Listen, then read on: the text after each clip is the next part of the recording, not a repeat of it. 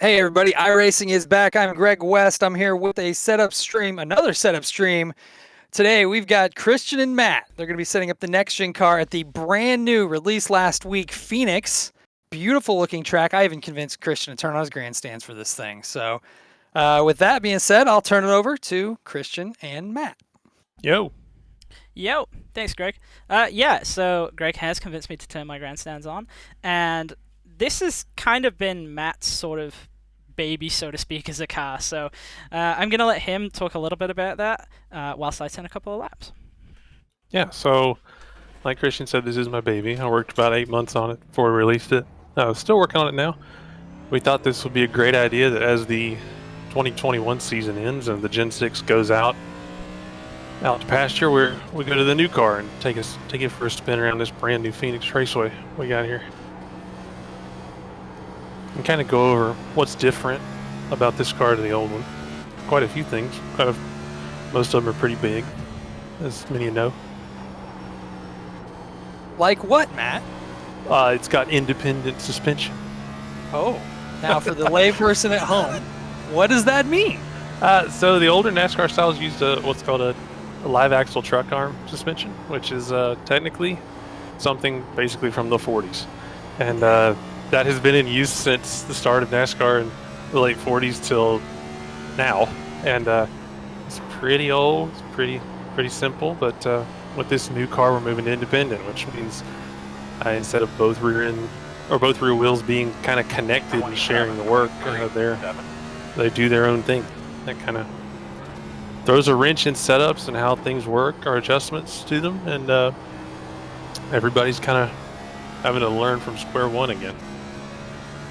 So what's our strategy today? Where are we starting and where are we going as far as the setup goes? Well, I think both of us are starting from the Phoenix 2021 baseline. That's the one that's baked in iRacing, right? Correct. We have to peek behind the curtain here. I have done a little bit of looking into... Oh no, we would crash. Looking into what can make this a little better to speed up the time. But we do have a couple things. So we do have a couple things already. Obviously, the setups that are in here. It's supposed to be easy to drive and get everyone into the car and can basically sped up to speed quicker. So we are looking at... I will What we open can the do to make it garage better. for you right now. I think you and I are in different practices. That's entirely possible if we both registered. Obviously, you're US East Coast and I am Europe. Oh yeah. Well, before we get into making some adjustments, let's go to the Christian who just turned some laps. So, what are you noticing immediately based on your preferences? And for those of you that are unfamiliar with Christian, he's pretty freaky fast compared to your average iRacer, and spent a lot of time racing in the Coke series. So he may like things pointier than the average iRacer. But I'm curious to see what Christian, his initial observations are. Yeah, so for me, in terms of overall, it's quite reasonable. There's nothing really that stands out to me as being, say, a particular problem in terms of balance, which is essentially what we shoot for on the fixed setup. So that's all quite normal. I do have a couple of preference adjustments that I personally like. So on the old car, everybody recognizes that you used to have an option for steering ratio, and that used to go between 8-1 and 12-1. 16-1, sorry. But it used to often be around about 12-1 as the fixed baselines. So that's a little different on the next gen because it's no longer the steering box system from the old car. It's a rack and pinion. And this might throw people for a bit of a loop because they're used to 16-1 being a higher ratio, so slower steering compared to 8-1. The numbers are actually the opposite way around with the next gen car. So I like the steering to be pretty fast. So currently we're at 67 millimeters per revolution. I'm going to go to 80 millimeters per revolution, and that's actually faster. So that's a bit like going from a 12-1 down to an 8-1 on the old car.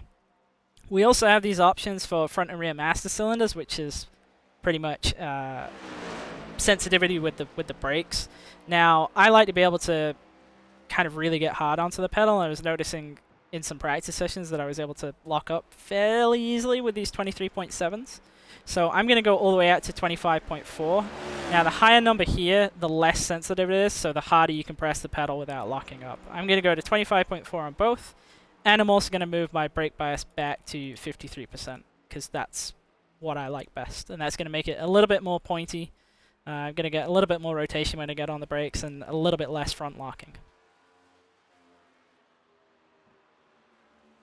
All right, so as far as initial setup adjustments, Matthew, where do you want Christian to go first when he starts looking for speed? The biggest thing we have to look at is the springs. Obviously, the springs are in here rather soft. We can go quite a lot stiffer on it and get some extra speed out of it. Which, if you want to, you ready to change those, Christian? Yep, I'm on the screen. All right, I got left front's 2000. Okay.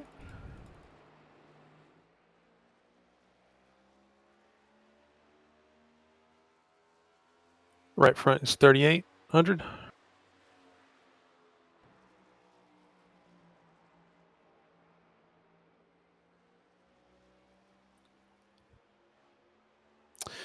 And the rears are 650 and 1850. All right. Now, once again, for the layperson, you made some pretty decent changes there. What are you trying to accomplish there? What we're trying to do is, the way this car generates aero is very different from the older car. The older car essentially used basically brute force, downforce, or to brute downforce. Basically, punch the air out of the way, and you got air out of it. Which by the end of the Gen 6 life, it's gotten pretty efficient at it. This car has diffusers, and it has underbody aero. The key is to make that work as efficiently as possible. So to make that work, whereas the old car, Christian will know this, you played with the rake on the car. More rake, you got more downforce, less rake, you got less downforce. So on this one, to keep the diffuser front and rear working very well, you need the car near the ground, not on the ground, but near the ground, and you need it to stay there. So stiffening the springs, since the track is so smooth, stiffening these springs keeps the car in a very consistent aerodynamic position. So we wind up with a more efficient aero platform. You're outside if you want it. The thing is that you do have to look at is there is much more mechanical grip focus in this car. It has much, I think the tires are 2 or 3 inches wider, I believe, each. So you do have to focus on your mechanical grip. So you can't go hyper stiff on them or just bounce the tires around. But we're starting with the springs just to keep the car a little more consistent. And what are you feeling, Christian? Yeah, I would agree with that. Full disclosure, I have actually tried the spring package before, but that was actually my exact feedback to Matt previously. It felt like, especially actually on the exit of what is now turn 2, as I just blow through turn 4 there. Hopefully nobody saw that. Now, exit of turn 2 was always a problem with the old car, because you would kind of always roll over onto the right rear, and that was just really difficult to solve. That's still kind of a problem with the new car in that sense. It's the same challenge, but yeah, going a bit stiffer on the springs definitely helps with that some. I have less rollover onto the right rear. I'm still not making it through turn 3 and 4, but that's me not braking early enough. 27.36. And something else we need to be aware of while we're out here practicing is listen for ground impacts. This car has 6. For the old car, you would hit the splitter first. You hit the splitter and the exhaust pipes. This car has 6 composite rub blocks on the bottom to keep the car off the ground. And if you manage to hit those, the car becomes a sled. It no longer has any grip. So just light contact on those things is really bad. So you're not going to do the F1, sparks flying from bottoming out. That's not optimal with the NASCAR Next Gen car. Afraid not. I think the most thing that it's kind of similar to is the IndyCar and the kind of skids that are underneath that. Yeah. You guys ever notice a fun little detail that our art department did with the Williams and McLaren? When the car bottoms out, the sparks are not yellow; they are white. because the titanium screws spark white instead of yellow. I'm never going fast enough for it to bottom out, Just a little detail. but that sounds cool. I can't say I've seen it. Anyway, back to NASCAR. 27, 24, 1. Right. So, Christian, Yes? you've had many years, many races at a high level in the Gen 6. Mm-hmm. And correct me if I'm wrong, this will be both of our. Is this your first race in the Next Gen? Yeah, this is absolutely my first Okay, race this in is Next mine as well. So it's been 5 years or more since I've raced a Gen 6 car, but you raced less than or a little over a year ago.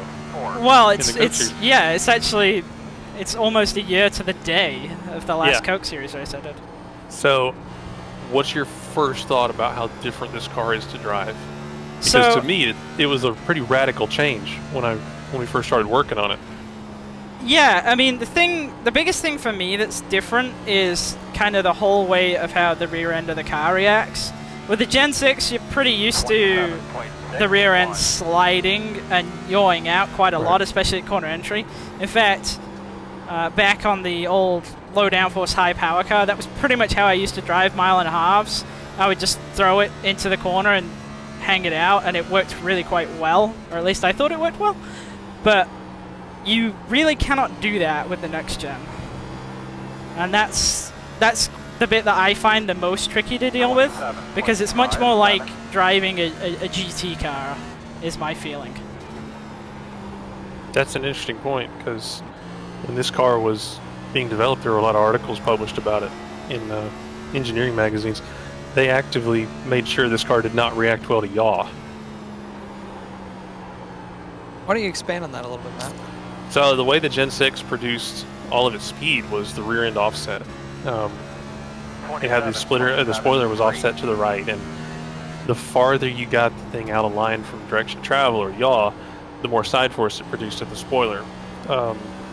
They wound up finding that was what was really hurting racing, and they did some tests.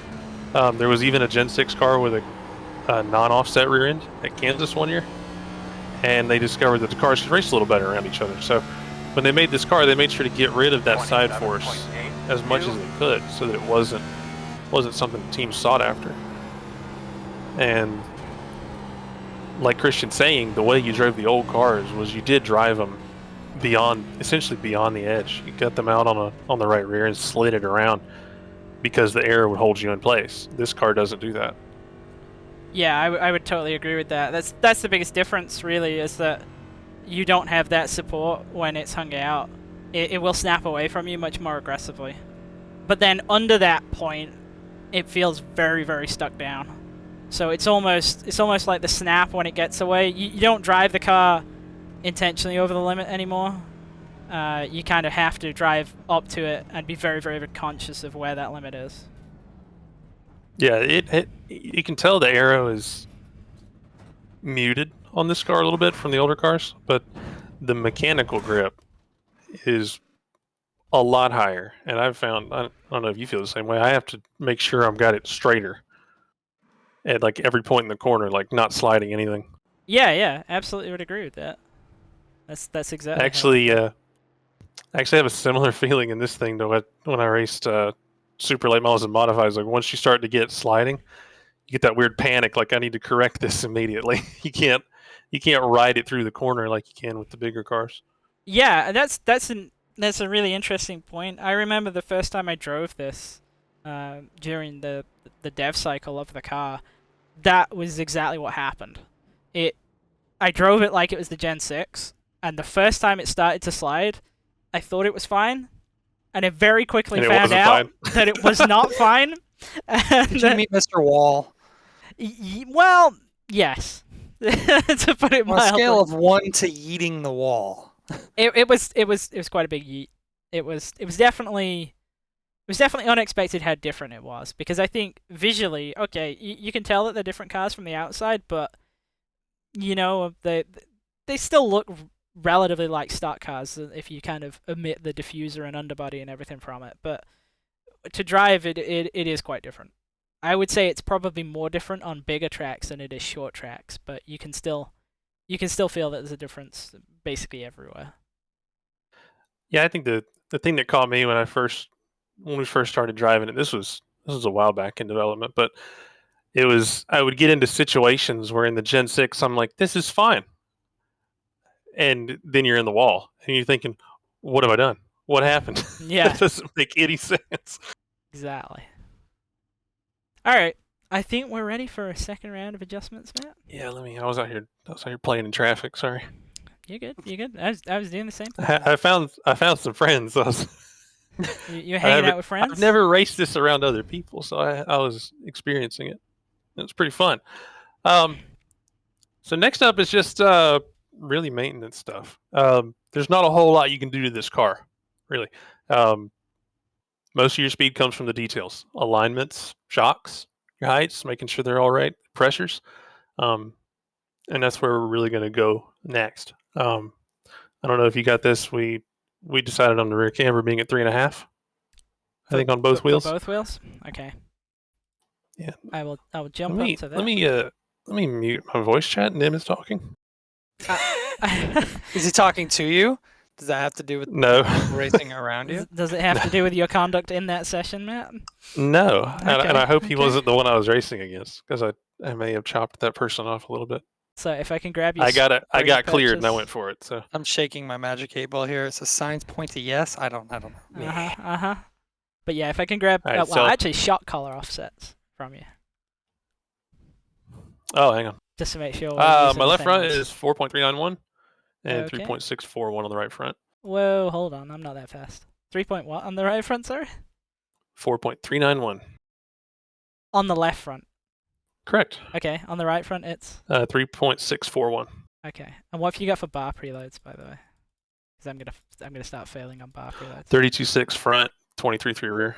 Okay, And the thing I was going to get to later was I have a 2-inch P2 bar in the back. Okay, well I'm gonna grab the purchase from the rear first, and then I'm gonna attach the bars and everything. 4.766 left rear 4.766. Yep, got it. and 3.266 right rear. I'm on a 1900 right rear spring though. I wanted a little bit more cut off the wall. I would agree, so I'm gonna go to that too. All right. I tried a 2000 this morning. I'm sorry? 2-inch rear bar. Yeah, 2-inch at P2. All right. So that's something else we could talk about. This car has a rear bar. Rear bars are something that have been illegal for many years. And because they weren't being used as rear bars, but Whatever do you mean? Whatever do I? Oh man, we can't go there. This car with the independent suspension, you can't do the tricks they were doing with the rear bar on it. So it's coming back. We do have a rear bar. It does. The rear bar has a big influence on the handling. I think Christian touched on it earlier. One of the biggest changes you could do with the Gen 6 was the left rear spring. Simply because the front springs all controlled the splitter, the right rear controlled the height, which meant you had one spring left for adjustments, and that was it.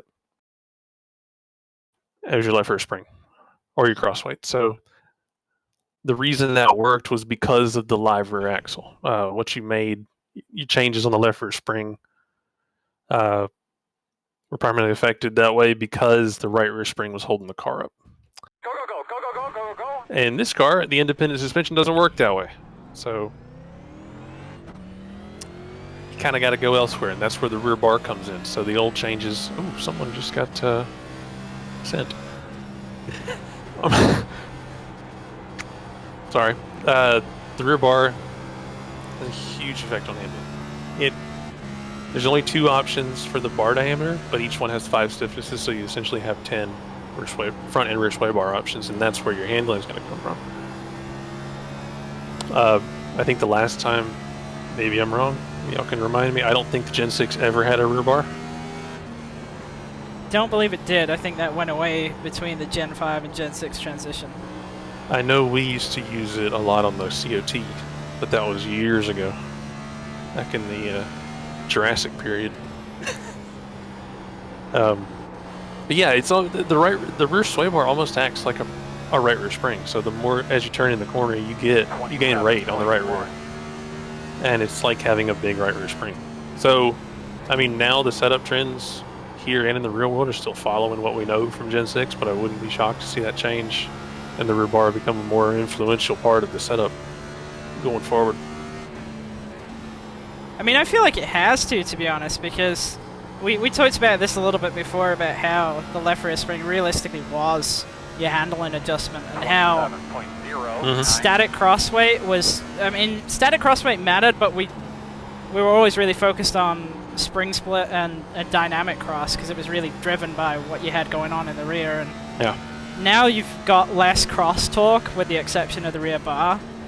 So that rear bar is kind of taken that place in terms of driving that. As well as the static cross. I mean, I find that the static cross makes a much bigger immediate difference with this car than it did with Gen 6. Yeah, it does. It reminds me, I think I've likened the setup on this thing similar to a modified, and essentially how simplified it is from the Gen 6. Because your crossweight matters, your springs are very conventional. We don't have bump stops, and you really just have only a handful of adjustments, and your big change is the weight and where you place it. This is feeling pretty good right now, Matt.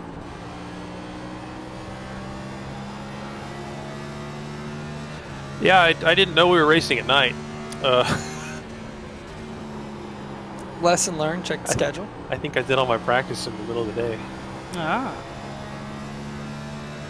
So how is that changing how it feels? And let's ask the question once again for like the novice user. What are you noticing difference racing at night or practicing at night versus daytime? And how would that affect things that you might adjust?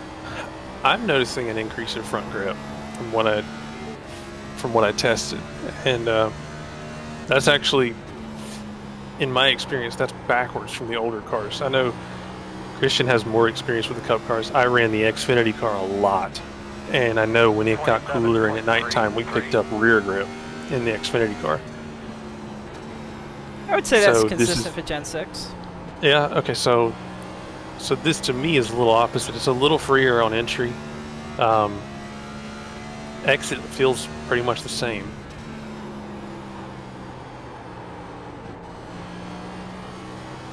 But still, I can't make what is now turn 3 save my life. I've been doing this for 17 years, and I still can't make that corner. It's always been very difficult, in fairness. Inside.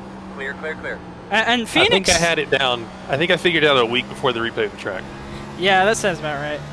But I mean, Phoenix has always been tricky for that. You know, it's often with the Gen 6, what you would find if you could rotate really, really good in 1 and 2 is that you're probably well, in what is now 3 and 4, you would be too loose at the opposite end of the track. Yeah, you can never get off the corner. Yeah, so it was always really a balance between that. I mean, there was some guys who were always really, really good at handling that.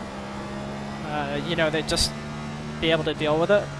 I personally used to sacrifice a little bit because I felt like in a race situation, I always wanted to have confidence that I could just get back to the gas and that it wasn't going to try and fight me, especially if I was trying to make a pass on somebody. Yeah, this track, doing both crew chief work and driving, always threw me for a loop. I could never figure out which end to set the car up for.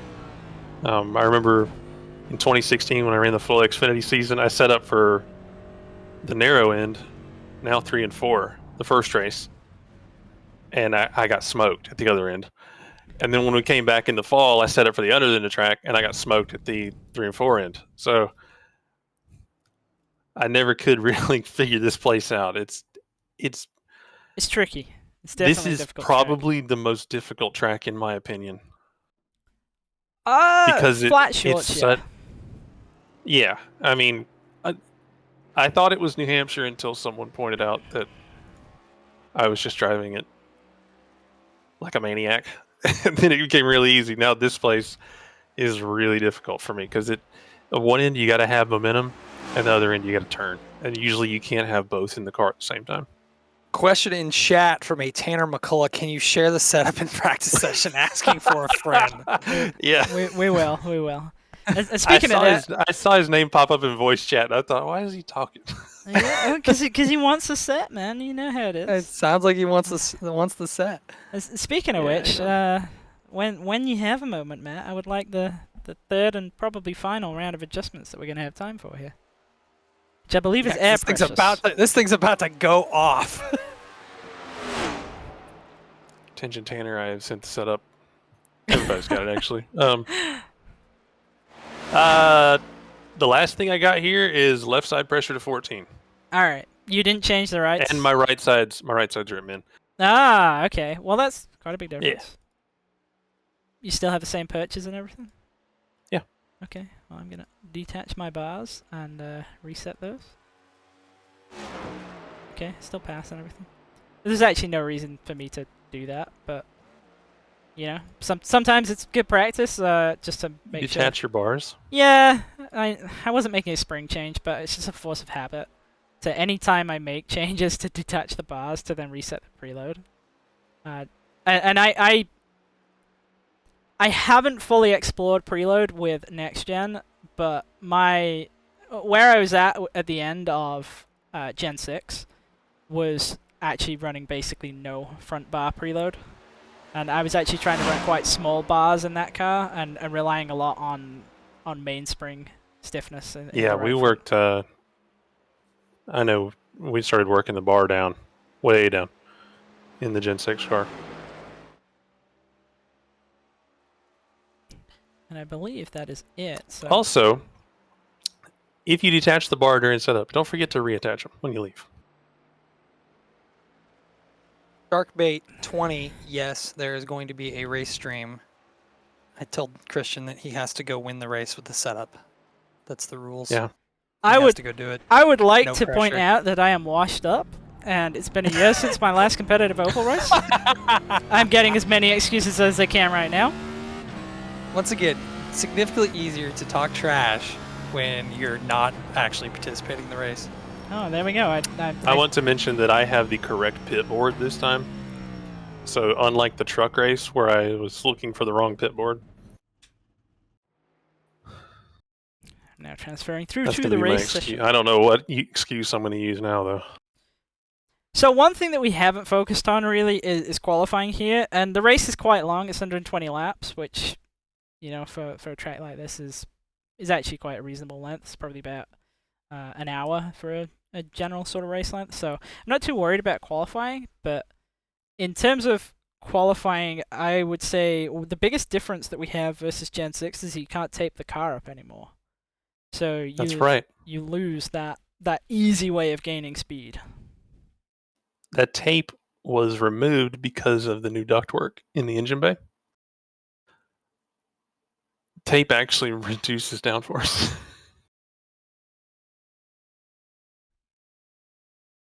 Which is quite an interesting situation, really. Yeah, so like the old cars had just a duct that went from the grill to the radiator, and all that air dumped out into the engine bay.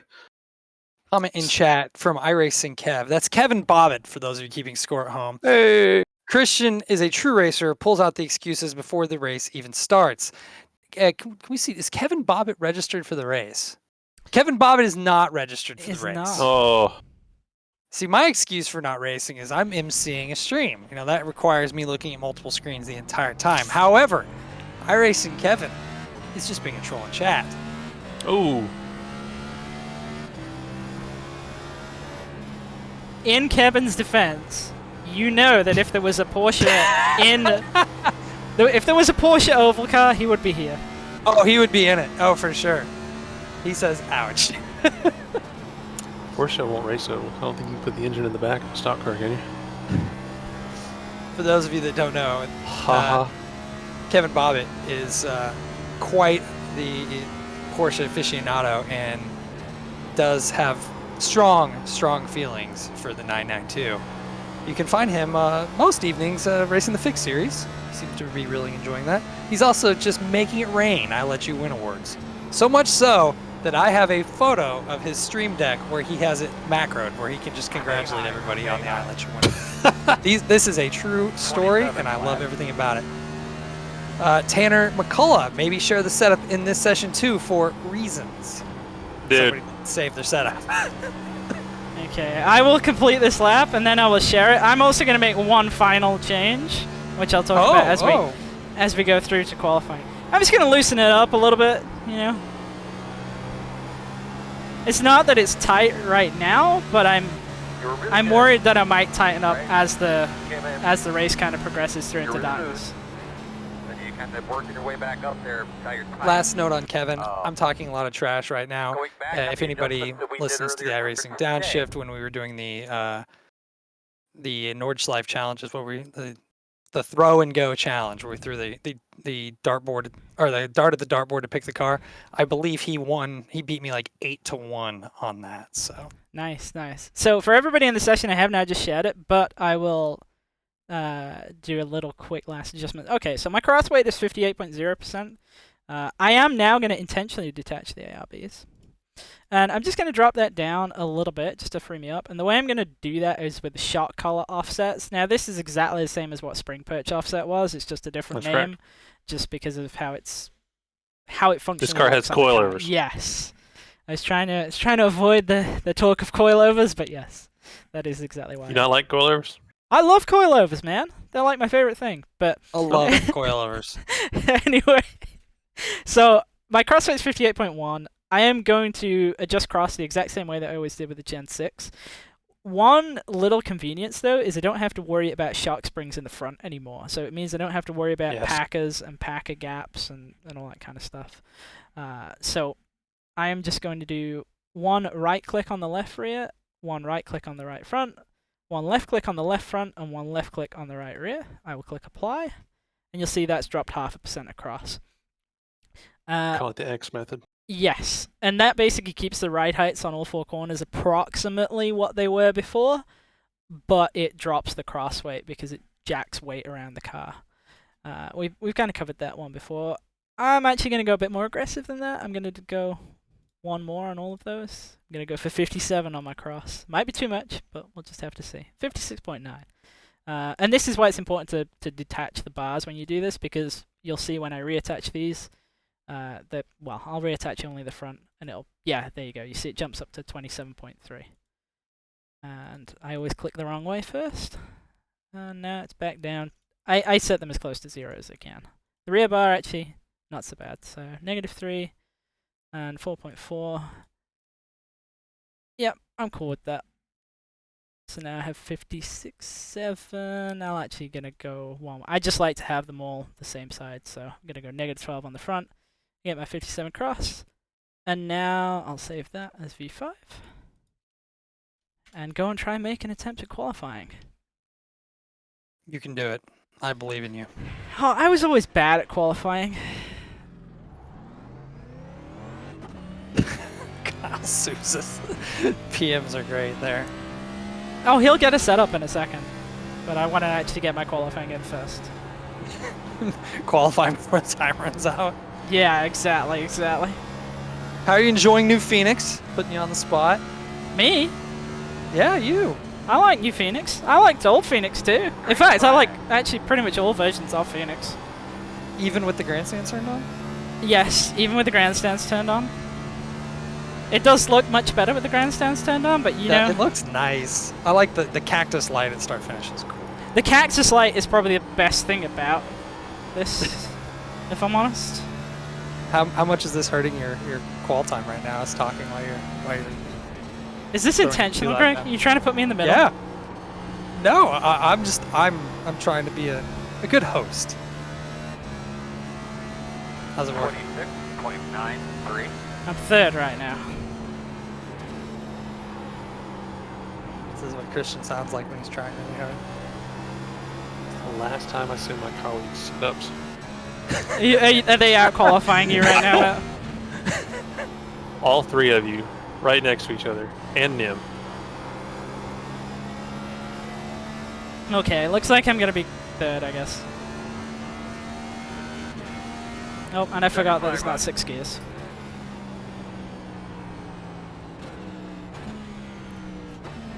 Now we'll share that setup again.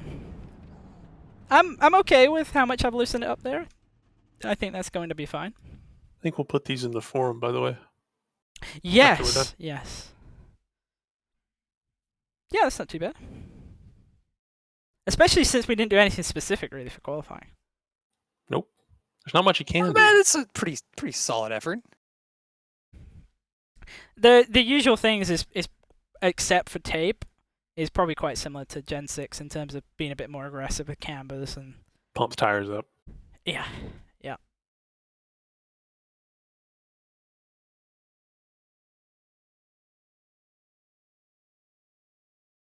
Just catching up on chat here.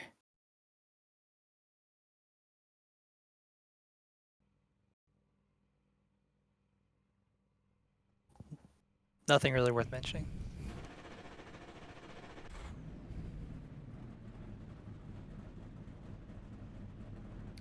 Alrighty. Have a good race, guys. Don't forget, we are streaming this, so keep the language civil and trying to get out of hand. Have a good race, guys.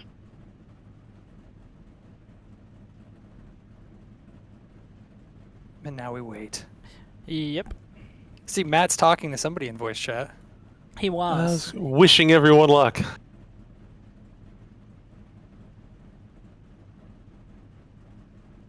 I've got this blue Ford Mustang to my right. Should I be worried? Is it Tanner Blue? That's an official color. I'm not actually naming anybody. Tanner's driving a petty blue car with a 3 on the door. Oh! Right. Blue, Is that allowed? I don't know. Okay.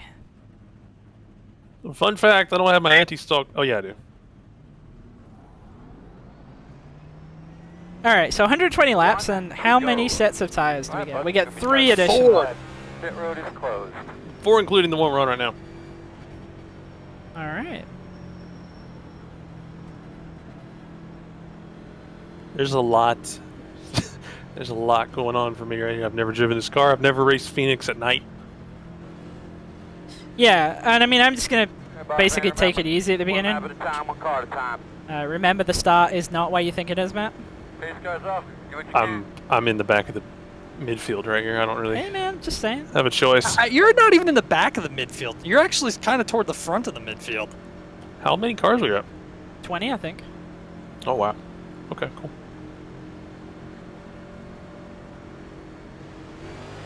And the leader has gone. Green.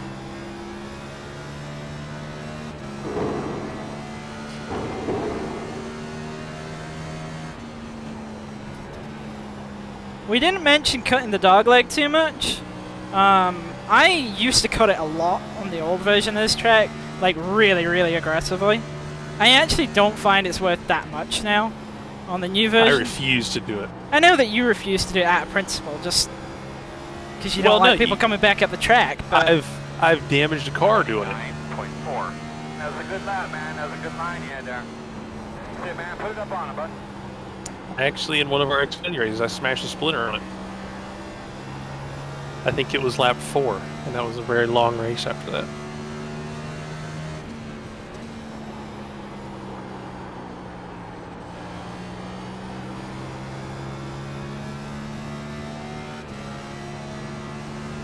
I'll admit that cactus is kind of cool.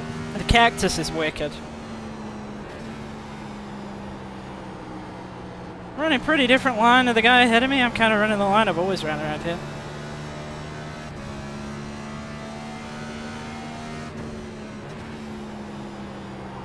Question in chat that I do not know the answer to, and I apologize, Matt, if I'm not trying to highlight something that we Go want to talk about, but is shifting on holes going to be the norm with this car? We don't know. NASCAR is mandating only a few gearboxes, so that means the gears in the boxes are sealed. They will be mandating the rear gears. Probably will not find out what they are until the beginning of next year. Yellow's out. Even the middle whenever you can, but So the combination of the sealed gearboxes and the mandated ratios could actually mean there are some tracks where we start shifting. Pit road is open. Yeah, shorter tracks like Martinsville, we're only going to have 4 gears. because I think they found in testing they would absolutely shift with 5. But I mean, it really could be a thing that downshifting to 4th in a corner could be a thing. Yeah. I think they're going to Gateway, or I'm sorry, Worldwide Technology Raceway this year in this car.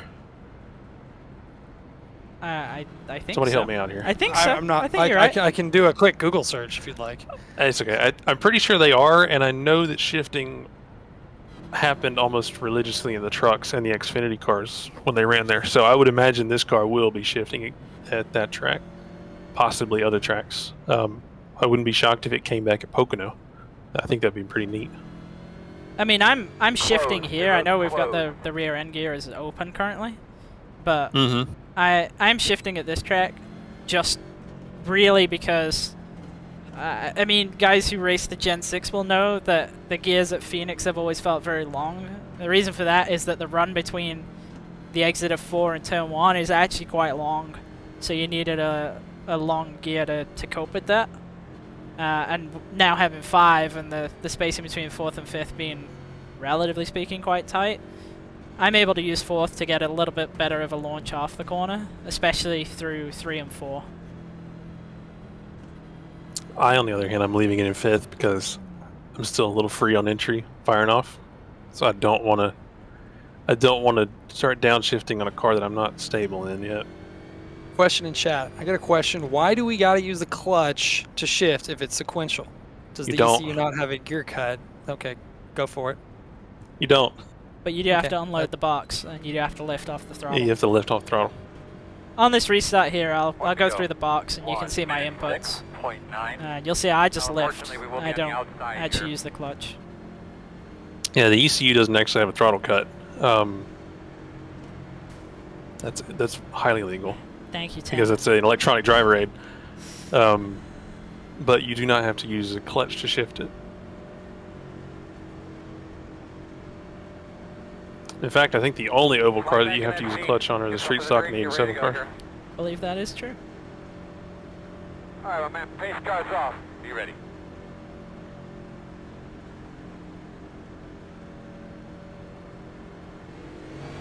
He's gone very early. Oh, okay, hello. Is there a clutch pedal in the Next Gen? Yes. Yes. Green flag. Pit road open. Okay, I will chase him down the apron here. 54.4.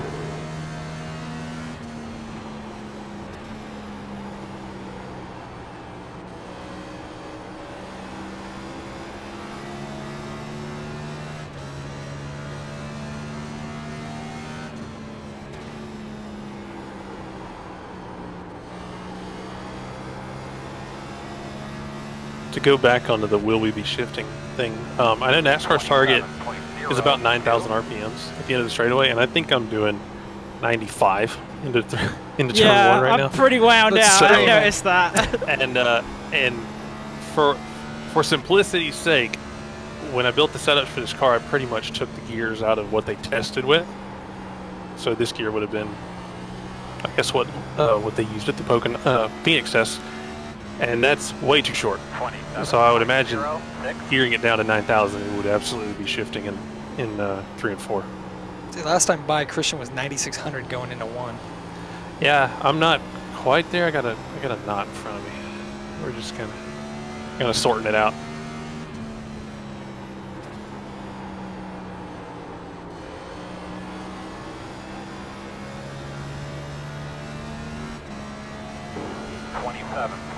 For half cut of the apron.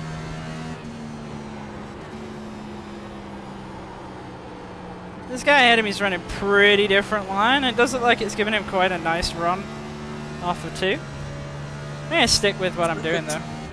It's fun to watch the comparison. It's quite different, isn't it? Yeah. Like yeah, both ends of the track, we're driving totally differently. I'm curious what it's going to look like late in the run. If we want to call my line in turn 3 experimental, we can go with that. That turn has been there for 30 years, and I still can't hit it, man. Question in chat: how's the dirty air in the Next Gen car? I actually have gotten behind Aaron Shackler right here, and pretty sure I've raced with him before. I am all up on him. If he's listening and he's upset with me, I'm sorry, but I was curious how well this worked in dirty air, and I don't feel a thing. Yeah, same. I mean, I am. The leader is getting I would be checked up a annoyed little bit. if I was in his spot right now with how close I'm getting to him, but it's not affecting my car at all. Still out there. Still outside. Clear, clear. 27.6. I mean, you So do hear I've, it hitting the track through the dog leg if you cut it. I've gotten around Aaron. I've got a bit of clean air before I get to P8, so we'll see. I think Aaron went to pit road. We will have to pit, by the way, if it stays green, so there'll be a bit of strategy in this for the guys who enjoy that.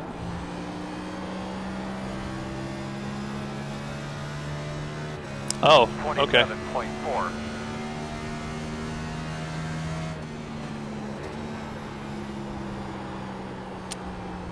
Aaron has left the building right after I passed him.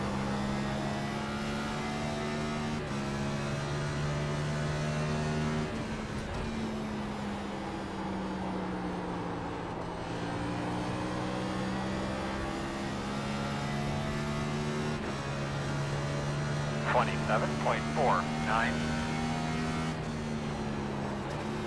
15 is not really getting away from me, but I'm not really getting any closer to him either. Yeah, I'm kind of having trouble talking and turning at the same time right now. I'm trying to feel out what this car does. Like, obviously, I know you and I both know you drive older cars enough, you know exactly what they're going to do. And, like, their warning signs for whether you're over pushing or something like that. This car is brand new. Yes. Yeah, same. I mean, So I've driven it a fair bit on road courses, so I'm a bit accustomed to that, but I'm not really that accustomed to it on ovals. yeah, I'm kind of learning how the brakes heat up and how they're changing, how the tires are building up. 27.6. I'm keeping an eye on the petty blue machine back there. It looks like he's doing quite well. I have a feeling I might be seeing him soon. I've got a car 2 behind me. Is a dude I have not raced with in years, and I'm pretty sure he's going to be up here in no time. Are you feeling nostalgic right now? I love seeing names that I used to race with. 27.65. A lot of people are surprised I never ran any leagues. I kind of stopped doing that in like 2010. I ran only officials. I met a lot of cool people racing in the Xfinity car, and that is a fun thing to do when you get on here and race with the same people every week. It really That's is. one of the best things about iRacing, though, the community aspect of it. Whether you're in a league or whether you're running an official series, you know, if you really stick to a car, you get to know the names around you. Yeah. And that's I think one of the coolest parts about iRacing is the community aspect of it. All right, question in chat. If you had to compare the Next Gen car to another car, NASCAR or not, what is the best way to describe it? I mean, mechanically speaking, it's the V8 Supercar, just turning in only one direction. That's exactly the first thing that came to mind as well. I mean, it is almost literally the same car. As far as driveline and everything like that, and the suspension layout, it's the same car. The aero's different. And the diff is different as well. V8s run a spool. Yeah. Yep. The thing I'm noticing is it's very pitch sensitive. If I tap the brake too hard, I can get it. I can get it nose down, and it picks up. Oh Lord! Hey there. That was. Yeah, I don't remember a car doing that.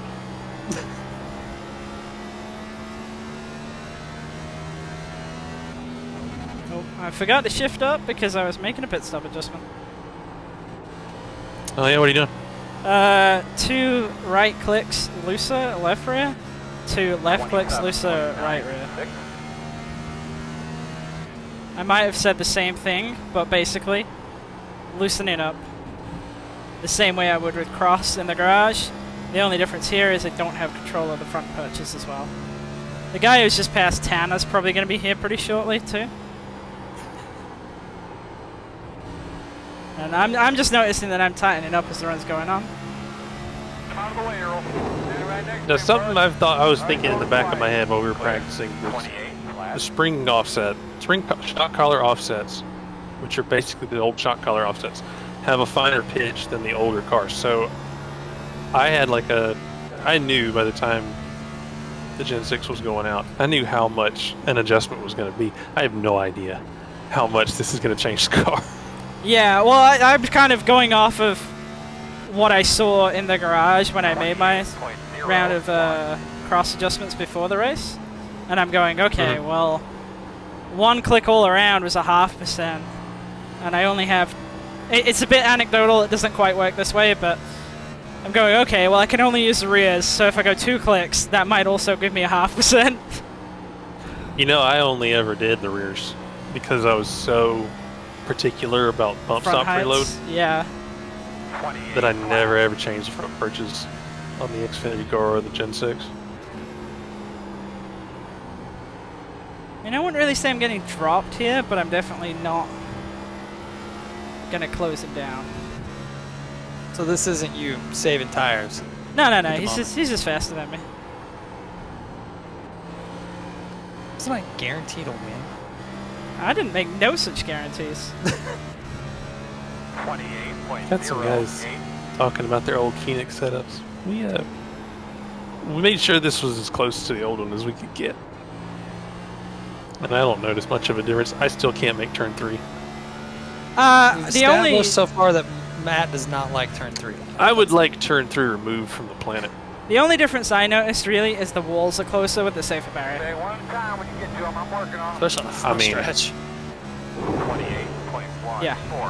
Or I guess the backstretch now.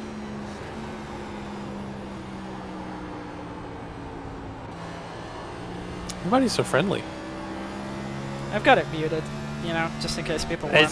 When you got like 7 staff members in the race, it's hard to go on it. I don't know how your race is going, Christian, but right now it's me and Broderick. I don't see any other cars out here. Yeah, I mean it's just me and Woodruff here, really, honestly. 28.1. Just cruising. Ryan's kind of 93 to go. Ryan's in play, but a little bit far back. I think he's quicker right now. Well, we're all doing the same pace, so. I seem to have gone through a tight phase, and now I'm sort of freeing up again, which is quite nice. When are you downshifting? Hold on, I'll tell you. It's Like, kind of things that I don't where think in your about. braking phase? Oh, early. 2. I mean, I brake at the Okay. second cut. Well, no, okay. Right as I get to the yellow line, really, in 1 and 2. Okay.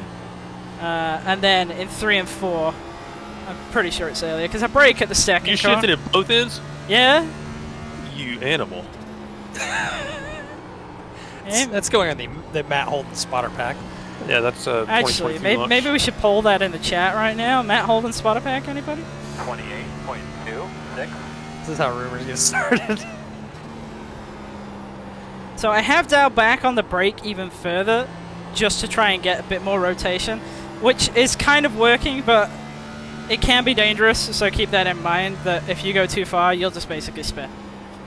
Like, you probably see my inputs right now. The wheel is reasonably straight, I would say, when I'm on the brakes. 28.2. And the reason for that is because it's basically rotating on its own. There, you probably see it quite well into 1 that time.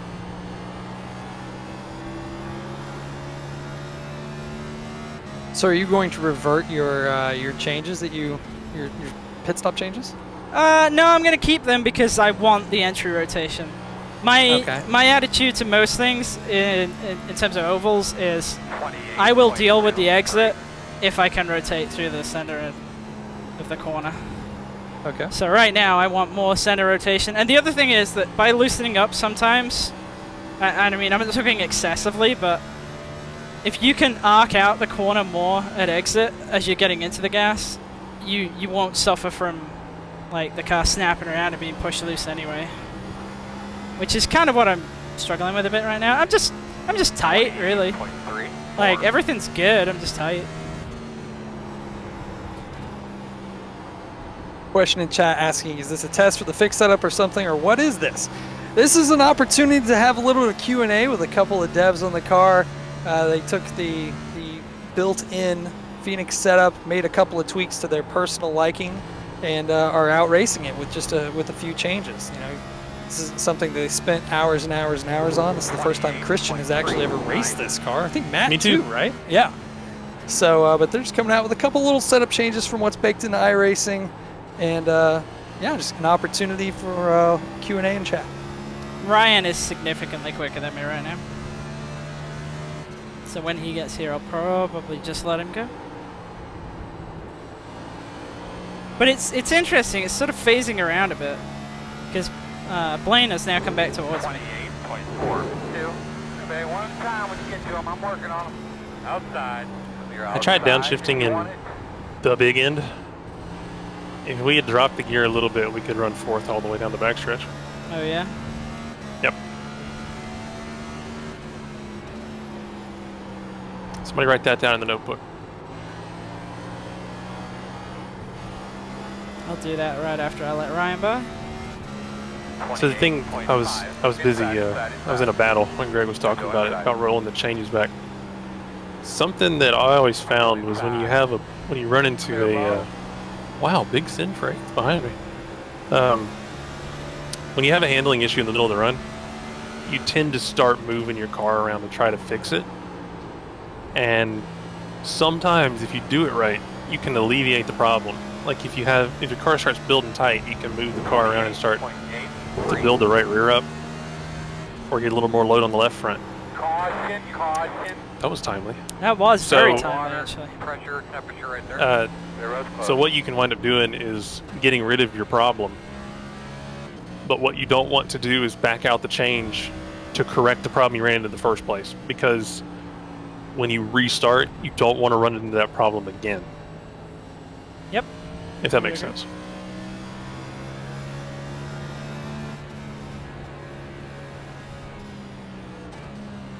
Tell you what, I didn't fire off too good, but man, it came up late. Had that long run pace. Yeah, a little snuck through the center. I'm probably not going to take a big a swing as Christian. Where are you guys? Entering pit lane now. I've got Tom Right, pit behind road me. entries back here. Where'd he come from?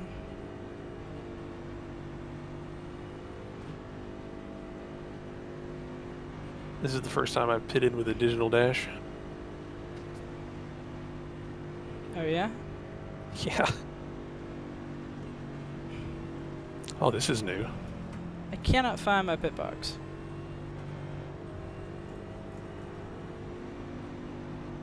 Oh no. Comment for me. Tanner McCullough in chat. Pro tip, don't hit the apron in 3-4.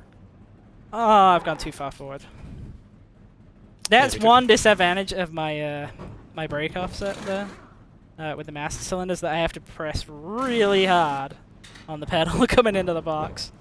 Yeah, okay, so I was definitely pretty tight. Go. The road speed all the way down. So when you're looking at your tires on this car, I know it varies, car to car. Are you looking at wear, or are you looking at temperature? So if it was in the garage, I'd be looking at pressures as well as temperatures. Wears are a end result of the problem. They are not they're not what's causing it, if that kind of makes sense. What causes it is the temperature differential and the pressure builds. So what I'm looking at here right now is my right front is decently hotter than my right rear was. So you got to remember that it would have cooled down a bit coming onto pit road there under pacing. So I have 17 Fahrenheit difference front to rear on the right front. Okay, I was probably turning too much when it got tight, which is why I've got significantly more right front wear there as well. But the main thing for me is the temperatures. And again, you can look at left front to left rear. And it points to just having too much crossweight in the car right now. So in theory, what I just did there should help close that split up some. And if it does, I'll probably actually go even further than that. But it's all, for me, it's all about pressure builds and temperature differential. Yeah, I think I caught the very end of that. Where is pretty much irrelevant.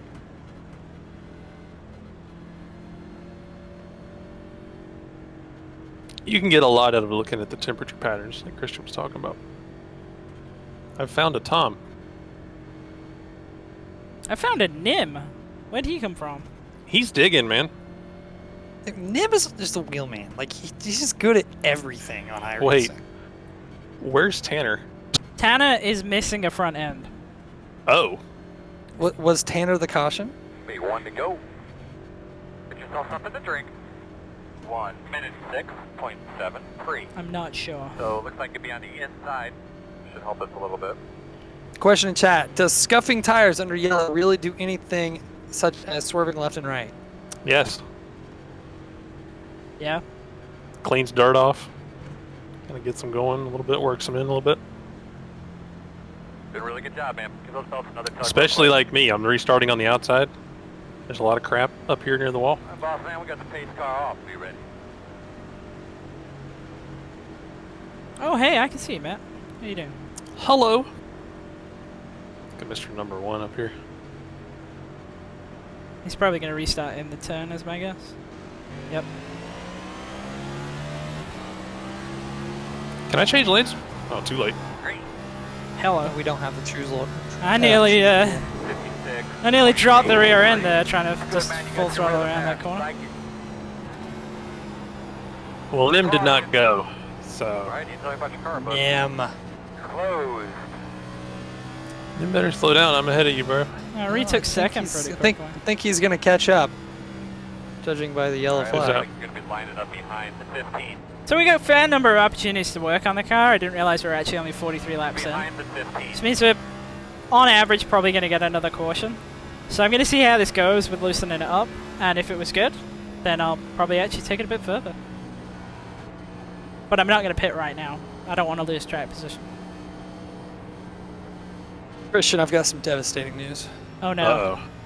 I just got a text message. Oh, you did? I have a dentist appointment tomorrow during the L79 race.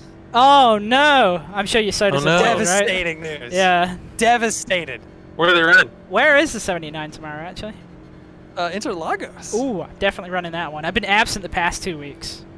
My first ever L79 race I was think I also have a Interlagos. dentist appointment. Interlagos is amazing! How can you not want to run that? Yeah, so my adjustments. Okay. 11. just me then. Gonna have a lap car coming. Going out. The 11's the... What are you doing, Tom? Is Tom the lucky dog? Oh, They could be lining up behind. he said the 11's... Okay, so I got told the 11's the lucky dog. I'm behind the 11, and I'm waiting for him to go. Tom just cuts down right in front of me.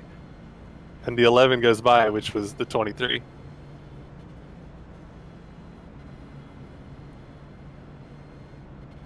Any more questions while we're just chilling?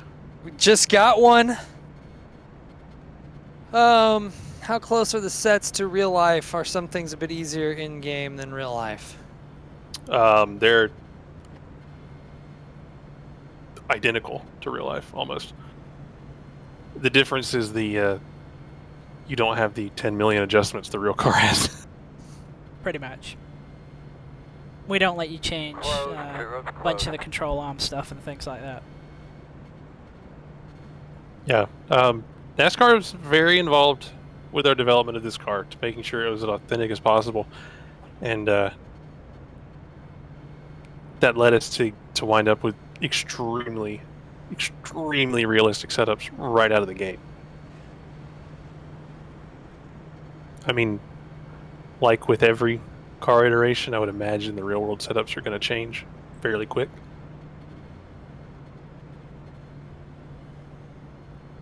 But for right now, they're pretty close. Yeah, I mean, you think Gen 6 was pretty well known by the end? It had a, Yeah, a really long life. if we're at the end of... Oh, Rich left.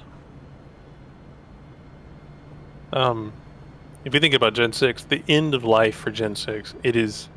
The cars that are winning races are extremely close to the real world. 1 to go. 1 minute. And I mean, that goes for all three of them. You're gonna be on the outside.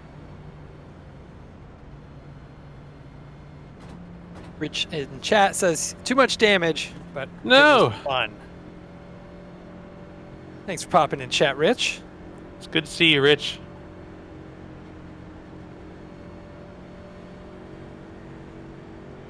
Going green? Yes, we are. Make sure we're taking care of our tires. Somebody Yeah, asking cars off, be about ready. a rear view You camera. ready? This car does not have that. This one doesn't.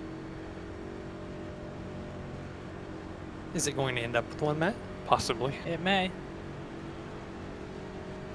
That's what the if you look at the back of the roof, there's a camera Let's go. pod. That's what the. Whoa! I was not ready. Yeah, be careful on exit F4. Are you starting second? Flag. Yeah. This road is Why, open. you not? 58. Yeah, I was, but I got. One. I got. Oh, I thought he was left talking about you behind. starting in second place. I'm like,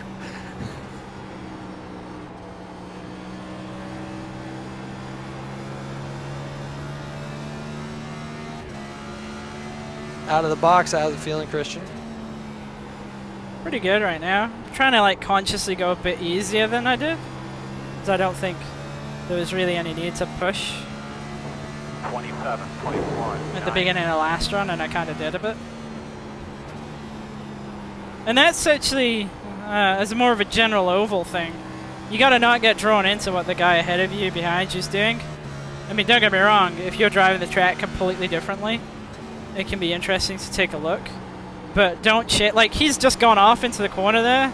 I don't want to chase him off and follow his line. I want to do my own deal. 27, So you almost have to look 21. through the car ahead of you. Yeah, I mean, I'm up behind Tom. I'm looking past Tom, past the car behind you. I mean, It was like the here. first I'm lesson not when I looking went at to him. driver's school last year. The SCCA driver school. First thing they said is look through the car in front of you. Which So is you don't follow him off the road. right, but that's ironically really bad advice for normal road driving. 27.08. It's great for like racing, but you should do well, not totally the opposite, but somewhat the opposite, you know, in real, you know, everyday stuff. When driving your Miata around town. Yes.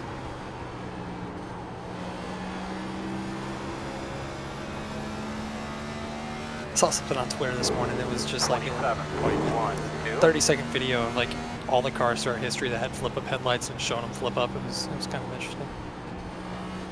The best thing about Someone driving tag a me in that, Miata is when please. you get to a stoplight, and there's one across the intersection, and both of you start doing the headlight wave. There is literally a button on Miatas for popping the headlights off. It's great. Yeah, there is. As this is content you can't get anywhere else It's than great. the iRacing setup stream.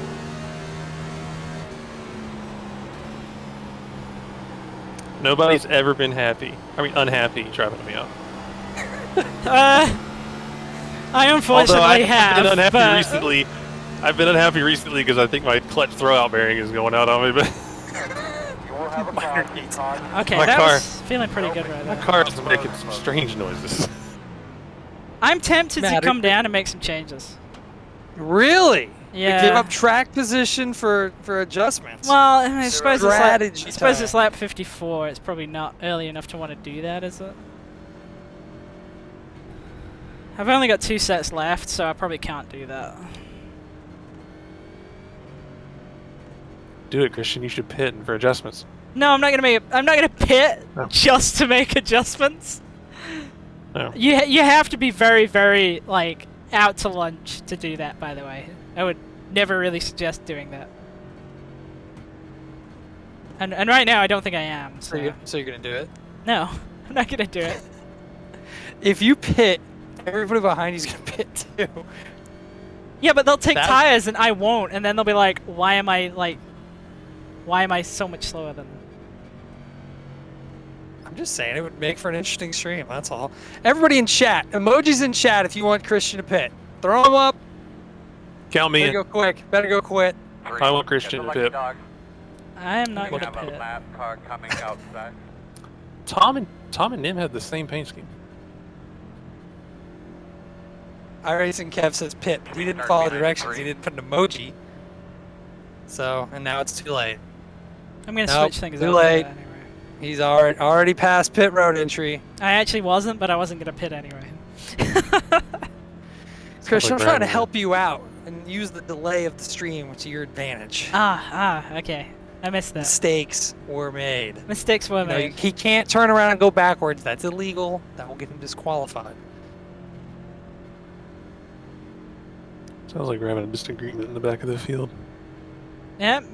That's why I got voice chat muted. How spicy is it? I don't know. They're talking about 90s music right now. Hmm. Does I the think cactus that's one ever of turn those- red? Yeah, You if can. it has the capability to if we had red flags, but it's plugged in. Rain, win? What? How big of a crash would you have to be in a sim race to get a red flag? I don't think we have the ability to throw a red flag right now. Like- But in the event that we can, from what I understand, That cactus will it can turn turn red.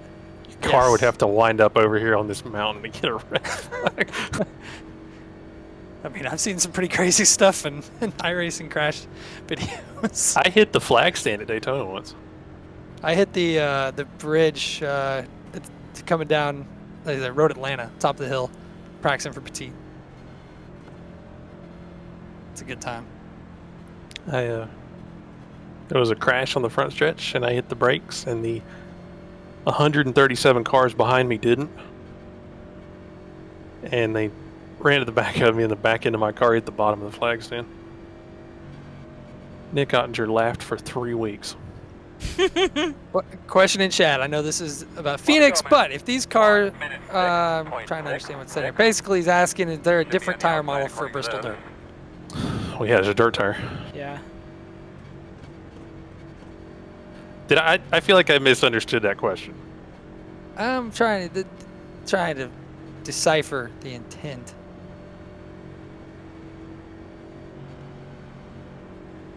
Realtree, if you could clarify Alright, what big you're girl. looking for there. Happy to Keep answer it going the under right caution. I'll tell you a problem that I have not been able to solve in my sim racing career is that I drink way too much water early in a race. Oh, you struggling. Yeah. Oh, man. You have You need- problems do right you now. need a man. pit stop, Matt? Sounds Not like it yet. does. I'd say back before the... I'll wait till we get started. There's a funny story about the Daytona 24. Don't know that Oh, I we're want going. this to be It's discussed on hilarious, dude. stream. Green, green, green, green, green. Is it a family friendly? Yeah. Yeah, is this We're rated gonna wanna PG? stay out Oh, here, yeah. But I'll leave that up to you. Alright, I got let's it. try I'm something in a different. spirited battle with Nim at the moment, but I'm probably just going to let him go because he killed me on the last 5-lap run we did. Alright, so before the 24 hours happened, iRacing had a limitation that they could only do a race for so long. I think it was like 3 hours. Scared. I'm So scared. they did the 2.4 hours of Daytona, and we didn't have driver changes then. I drank 2 liters of water in the first 30 minutes of that race because I wasn't paying attention. That sounds a terrible idea. Why did you do that? How It was are a your very kidneys terrible idea. functioning? Oh, they were great post race. The end of that race, I may or may not have muscled 2 or 3 cars out of the way Just to finish fast? because I had to finish that race. You realize it's a timed race, right? 9, 8. Yeah, Hey, he wasn't thinking clearly. You know, it was temporary insanity. yeah, it was a problem. It was 2.4 hours of Daytona, which I thought was kind of fun. It was the old Riley on the original Daytona. The beloved Proto Turtle. The Proto Turtle, yes. It was a great car. 9. I'll tell you something. If you Honestly, want one to of see my how absolute far, all-time favorites. so I don't know if our art department ever gets the credit they deserve on how good the new cars are. Go drive that Riley, because that was one of the original cars, and look at the cockpit of that now compared to like the LMP1 or the Dallara P217. Halfway. They do an Coming back. amazing job. Instead of the 992 or the Ferrari Evos. GT3R is a really good one too. Yeah, I'm finding more and more excuses to race in VR just to look around. It's so much fun. All right, question in chat. If wanting to free the car up from entry, should we add or take weight away from the left rear? Take it away. 27.47. The load on the left rear is your bite. It's really going to control how much traction you have. So if you need less grip on the left rear, you need more rotation, take it away. Keep them coming. We have 58 to go. We've got time. Yeah, and I'm quickly approaching the by myself on the track. So Oh, Tom's been turned. I think. oh! Is Tom dead? No, he's No. okay. He saved He it. made an amazing save. I could help him get back up to speed, but I'm not. You gonna pass him instead and take That's the how position, right? I've done a big bomb on him. Oh, hello. I might have the lead here. And he just gassed it up off the corner and has left me sitting, so. Clear high. Question in Karma. chat, do you guys experience the push loose issue more in the next gen car? No. I don't. Yeah, not The really. answers you can find in iRacing setup streams. Start knocking them off.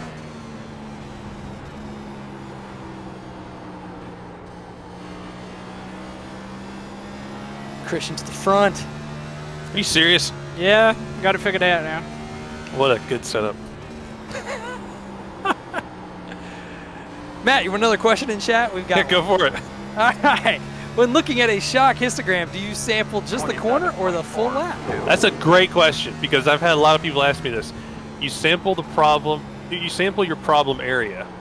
So if you have a problem under braking, you narrow the data down to your braking. Or if you're having a problem over a bump, you narrow it down to over that bump. You never, ever, ever look at entire lap at a time. Something that's great to do that a lot of people don't know about, you can set up a driver marker. Driver you mark can is assign- brilliant. It's brilliant. Actually, our engineer Steve Reese, who was at Penske for I don't know how long, won a Cup championship. I told him about the driver marker, and he was amazed and wondered why they never did that at Penske. So, we're pushing the bleeding edge of technology I feel like we need with to this.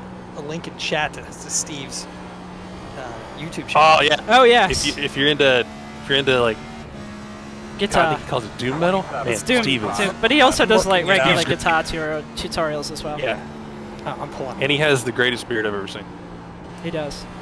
But anyway, take your driver marker, assign it to a button you can press easily in practice. I like to do it on the right paddle because I can just reach up and squeeze it. Whenever you hit that button, there is a trace in telemetry called driver marker, and whenever you hit the button, it'll appear as a 1, and whenever you're not hitting it, it's a 0. So you just get a spike in the data. So like if you got a problem, when you hit that problem, hit the button, and you go to the data, there it is. You have a marker right there to show you where it is. Steve Reese's Does It Doom Does channel. it Doom? Does Link it to do. chat. Amazing. Steve His is, hair is on point. Steve is great. He has some of the best guitars I've ever seen. He's also one heck of a race car engineer. Yeah, he no, we can't talk about that. But he helped win the he helped win the 2012 championship for Brad Keselowski. Were you going to talk about a specific car at Charlotte one time there, Matt? I was going to talk about a specific part of the car.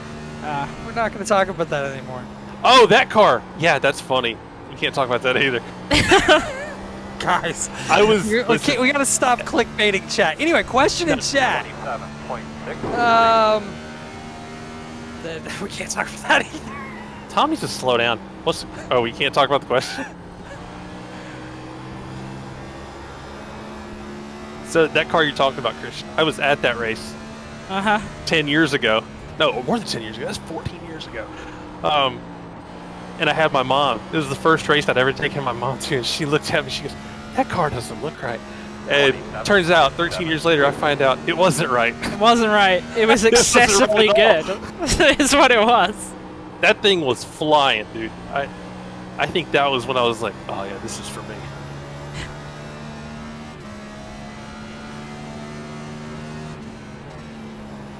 They know you're coming. We haven't had a question from the real Otanger yet. I don't know. Real Otanger is in chat. 20. Wow. 6. All right, He should- says, he should gotta be. run, He's gotta good luck drive in the this. race. The K-Bob is? It's K-Bob left. K-Bob? Oh, K-Bob's K-Bob. no more. bye, K-Bob. Bye, K-Bob. I was gonna say the real Otanger needs to get in chat because he's got to drive this car next year. Outside.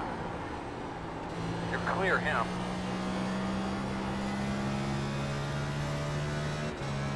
.91. Something I'm learning about this car that is kind of throwing me for a mega loop is that I'm trying to arc turn 3 out to get it to rotate better. But when I do that, I'm locking up the left front.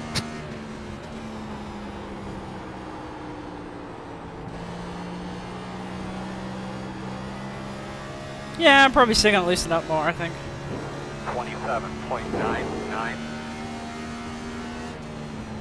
My tenure alone on the track is coming to a close. Yo, what, sorry? My tenure as being alone on the track is coming to a close. You got someone joining the party? He has barged through the door. What happened to Greg? I'm still here. Oh, okay. We're getting more questions in chat. Some of which we can go. answer. Some of them we can't answer. Oh. Instead of just reading them without vetting them, I'm actually reading them first. Who are Christian and Matt? Christian, introduce yourself. Well, I'm CC. I used to race in the Coke series, and then now I work at iRacing, and I pretty much assist with, well, my job title is Vehicle Production Assistant, right? I think that's what it is. Associate? Vehicle Associate. Production Associate? Okay. I'm trying to put some adjustments in here right now. Yeah, I know, that's why I said you first, because I thought it'd be more entertaining. You're trying to slow me down right here. Yeah, okay. So basically, when we have new cars in dev and existing cars, I'm part of assisting vehicle dynamics in those updates and those new cars. And I'm intentionally keeping that quite vague because there's some stuff that we probably shouldn't talk about. Exactly. Good job. Let's go over to Matt. Matt, introduce yourself. I am Matt Holden. I have the same job as Christian, but I focus mainly on the oval cars. Actually, all of the oval cars. I was a crew chief in the Coke series for far too long. And I have been doing sim racing for far too long. Over half my life, I realized the other day. So, but yeah, what we do is we pretty much just assist the engineers in car development. Outside. Most of my job consists of comparing the car against the real thing and making sure it correlates well. And then if it doesn't, we report back to the engineers and say, hey, this needs adjustment.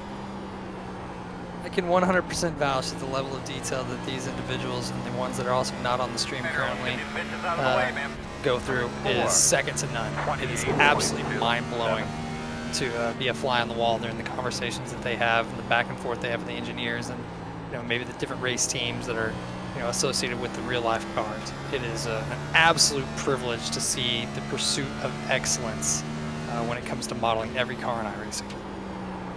I actually talked to Christian the other day about this Oh, a that's couple weeks good. ago. Outside. I'm always surprised at the level of detail that we go into with this stuff. I'm surprised the level of detail sometimes we get. Yeah. Yeah. It just gets Well, ain't more that and true? more and more. So. But that's great though, because like the more we get, better it is. Question in chat, can we get any hints on the 87 Buick? It's gonna look like an 87 Buick. Probably drive about the same as the other two. It's gonna drive real similar to the other two. It'll be very, very Some similar. would say exactly the same. Yeah. Question All in right. chat, do you make the default setups? Well, these two gentlemen, along with their colleagues, do for is it every car on iRacing now? Do we don't think we have any? We have There's a one I car think there's a at top. few. But they have like dedicated hardcore community members that are really, really good and have done it for a long time. But this group's been with iRacing. What, Matt, you were the first one of this group for what, 2 years? Ish? I'm sorry? How long you been here? 2 years? As you're unloading the tires, getting Year and a half? No, double-check year. the plug nuts, look them over. August of last year.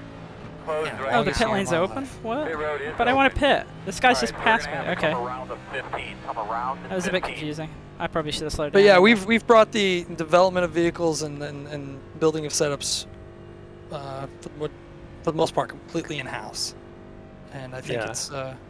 it's been a good step. We have some great community members that also still help out, and it is a collaborative effort in a lot of ways. But as far as the major legwork on developing cars, these gentlemen assist with our vehicle engineers and making these great cars on iRacing. Yeah, and I do all of the oval Again? stuff. I really need to Asphalt get oval. this stopping in the box figured out. Christian does. Where's my crew? Christian's There. really good at missing his box. Yeah, That's, I've done it every single Wow. time I've come to park in the box. Yeah, in terms of what I do, so Matt obviously said that he's predominantly oval. I've predominantly been GT cars and more recently dirt cars.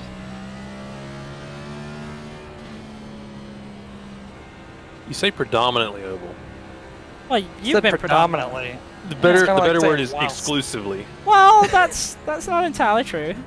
There was one setup I made that was on a road car. It was an F3 setup that Christian said was a cheater setup that we stuck in as the fix one time. It was There's a relatively reason that we speaking. call Matt Smoky Eunuch in our chat. That thing was bad fast. Let me- Yeah, I'm getting closer to where I want to be here. All right, buddy. Line up I'm behind not. 19. I was still too tight, so loosening up further is probably gonna help. But I was even better that run than I have been. My right front was so bad in that run, I thought they didn't change it. Why didn't you free it up some? Man, I'm I at did. I'm at positive 0.156 on my left rear and negative 156 on my right rear now. I'll tell you what happened. I started around Tom and Nim, and in my head was like, I gotta go. I gotta beat these two. And I just shot the right front off this car. I kind of did that too. I was like, I'm gonna take it easy, and then I was like, there's an opportunity to get the lead. I'm doing it.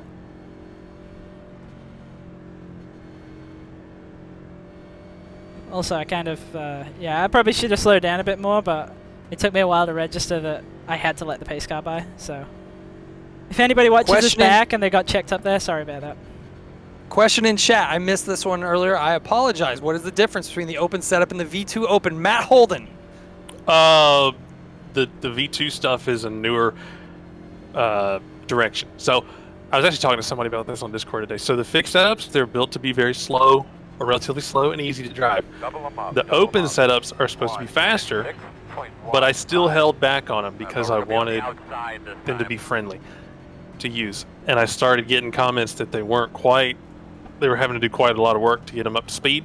So what I've done with these V2 setups is kind of taking the reins off and let Pin them your go. ears back a little bit. Yeah. Pinning the ears back, let it go. Nice They're deep breath here. Let's get ready to roll. they're going to be harder to drive.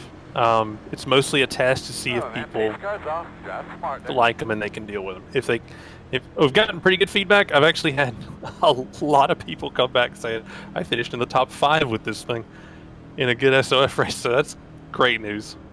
A lot of people have just taken them straight out of the forum and done pretty well with them. So that's probably the direction we're going in 2022 with those. This guy's going. Fast setups and teach people how to drive them. Tom, Hey, man, put it up on him, bud. 1 minute 4.8. Okay. Question in chat. How's I no nose? enjoy this game in general, but I'm also a dirt oval guy. Are we able to talk about if there'll be a new dirt car? I can't talk about anything that we have not announced, and that's not confirming nor denying. We just don't talk about things that are not announced. Oh, That being said, someone's going around. we did announce Caution. that we are doing a scan Quickly, tell me trip what you think you had there. for Oh, no. a bunch of different dirt tracks, Line it up behind the pace car. TBD. This sounds but bad. What There, happened? there will be more dirt content coming in 2022. I can give you that much. But you should definitely go try out the new wing sprint cars, right, Christian? Yes, you totally should. And everybody, well, anybody in the chat who races those, we have seen some feedback on the forum, and we've had a lot of kind of privately provided feedback through other means and whatnot. Glad people are enjoying those. If anybody does have Christian, more to sorry, say. where's the pace car? It's on the front stretch, well, on the back stretch. Okay. It's on one of the straight. It's on what was the front stretch. It's going into 3 now, literally right now. What was Tom one? and I are in a bit of a crash. Oh dear. But yeah, if anybody has more feedback on the dirt sprints, yeah, please feel free to post that in the forum. I know there's a couple of threads going. And yeah, glad people enjoy that update. It was pretty significant. It's a So good that's cool to see. segue. Great timing with the caution too. Was indeed. I would disagree. Is that because you were part of the caution? You were the So- caution? Well, no, I wasn't. I wasn't the caution. Talking about learning a car's tendencies. Tom was spinning, and I went to go around him. 20. And in the older car, I downshifted just like I would have in the Gen 6, and I buzzed the rear tires and nosed it into the wall. People are gonna pit. I didn't arc a brake, but Wow. one could say I felt left out of the crash and put myself in it. You felt left out of the crash? Yeah. Question in chat. Have you guys ever thought about making user manuals for our race cars? Yes, we have. I just put a Fun link in fact. chat. We're in the middle of building these out. We're far from done. In fact, the gentlemen on this stream, among others, are actively involved in these. And more to come. Yeah.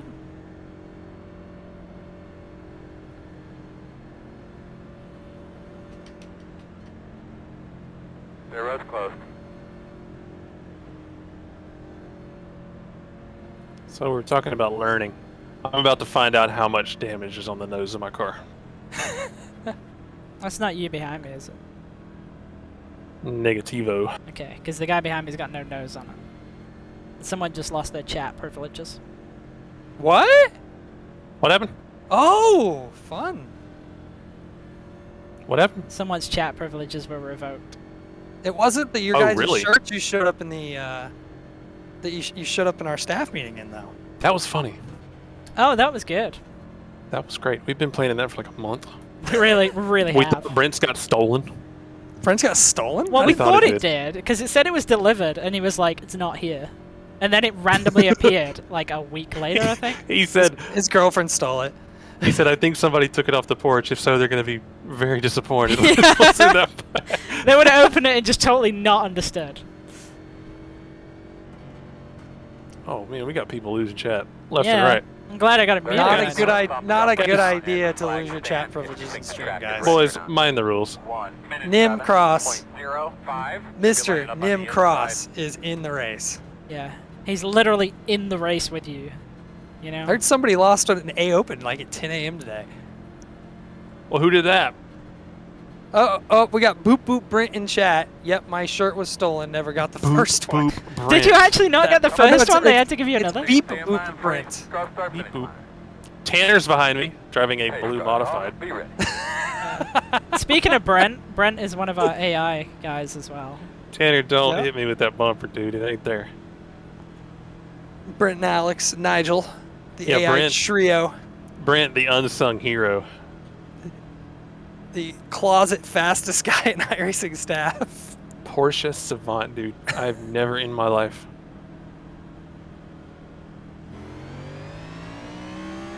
Ready. Green, Aside from green, Thanks for NIS, counting that one down, Chief. green. Hey, I didn't think that was reasonable to do, so... 1 minute 5. You know? 1, this 2. is so good. Thank you, guys. Hey, thanks for coming in and watching. We're going to keep doing more of these. My goal is to absolutely make it difficult for Christian to win races. Doing my best. It's not working at the moment since he's leading. He Don't look keeps- now, Greg, but we're about to have these setups 1, 2, 3, and 4. Oh, that gentleman just. Okay. Well, someone just went to the fence. 27. He turned right. 1. Hate it when that happens. Ooh, okay. Got a good-looking car, though. I like that car. Question in chat. Aside from NIS, there aren't any current gen fixed races that require a pit stop. If the race goes the entire way green, are there any plans for longer fixed races besides NIS? Not for the next season. That's not something that's on the table at the moment. We're always reevaluating our series. We're constantly looking at the data on those and getting feedback from the community, and it is a constant discussion. But for the next season, I would not anticipate any changes to the fixed oval stuff. What times you running up there? 26,994, but I did nearly Wow. crash. So, keep that in mind.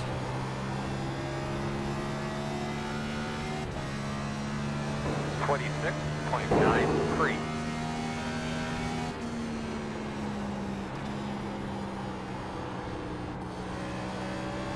Christian, did you make any setup changes that time around? We didn't talk about setups, and this is a Yeah, I setup screen. doubled up on my adjustment, so I So made you it just looser. keep getting looser and looser and looser, huh? Yeah, I mean, that's pretty much how I like to drive anyway, so...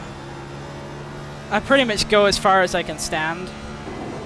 26.9. I am also a firm opponent of understeer. A firm opponent of understeer. Love it. I think you just made me burp on stream laughing. Oh, that was great. That was great. I got Firm that from. opponent of know you're understeer. coming. Put So that I on the think I soundboard. got that from. There was a Oh, dude in the we're early probably days of got yellow iRacing coming. named Volker Hackman. 27. Wicked. Car Oh, okay. 90 This degrees man at the is start line. stopped. Yeah. Caution. Save.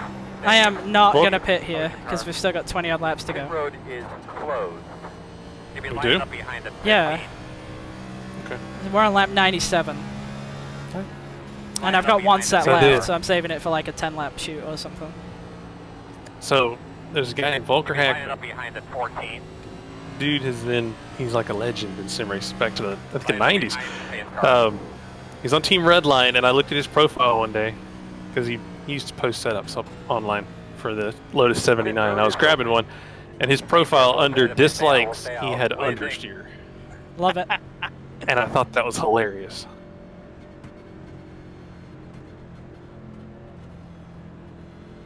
Is that like one of those things where like you say how long you've been around without saying your age? You talk about how you got a setup from Volker Hackman. Yeah, look, I've been doing this for 17 years, man. We'll just go ahead and accept that. I was in the public group too for iRacing. So we'll go ahead and get that out of the way. Matt's an OG. OG, 5 digits member ID starting with a 1. Yeah, it's still. Greg Hill absolutely dominated that in Slack when somebody asked him for his member ID, and he said a single-digit number. Is it like It's 5? It was something like that. It was like 6 or something. I was like, yeah, well, 15. he wins. Lucky dog. Nobody's got him on that. I've got a question. Can anybody Lucky answer dog this in coming. chat? What car on iRacing has the lowest car ID? Number, Oh. that is.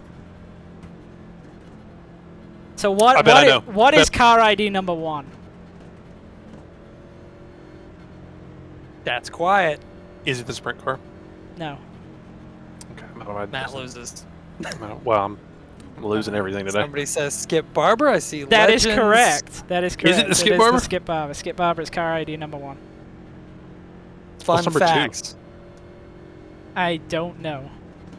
I can't remember. I'm trying to think. At public release, we had the Skip I Barber. think it might be the SK Mod or something like that. We had the Skip Barber, Pro Mazda, the Radical, the Riley, SK Mod, the late model, the Solstice? Legend car, and the Pontiac The Solstice. Solstice is definitely in the first 10, I think, but I know the Mod is very low down as well. I'm so old that I had to drive the Pontiac Rookie Solstice, Throwing it back. which is like got the top speed of a kite. My God. It's gonna be interesting to see if I can hold this guy off because he's quite quick. Old Big Mac. He's got his numbers moved up, and I don't hate it. Actually, somebody was asking about that on the forum for paint templates. Just take the number layer and move it. 5. Inadvertently He says the unmuted my chat. Solstice was a boat. I believe the Solstice got an updated tire on the It last did. build. It did. Is it still being raced? Yes. Oh my God. Production Car challenge. People do realize we make other cars, right? Hey, it's a fun show and go. Yeah. To be honest, all But the we cars have have the production car challenge MX-5. are. So we have the Solstice on a new tire now too. Have you tried it, Matt? 1 minute 7.12. No. So Okay. so here's the Report thing. back. Inside, I believe. H Next pattern. upstream is the Pontiac Solstice. well, guys who are a big fan of the H pattern will probably really like the Solstice with the MX-5 being sequential. So, Hey, how's my nose look? it looks a bit sad. I'm not gonna lie. Oh, okay. It literally looks like it's pulling a frown.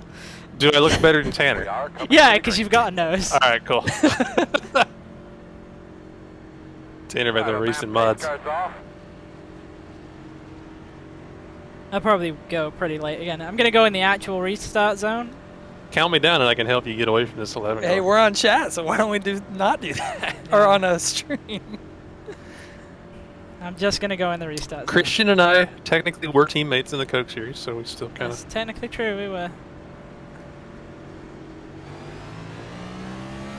Green flag, green flag. I think that guy has damage. 1 minute. You think? 2.99. Yeah, I think.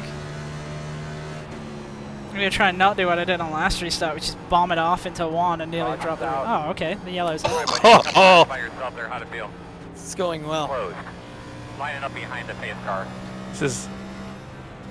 Well, I'm still This not is- gonna pit. I Uh-oh. don't need it. Doubly don't need it now, actually. Got more spicy chat. Somebody gonna lose their chat privileges again? I don't know. Pace car?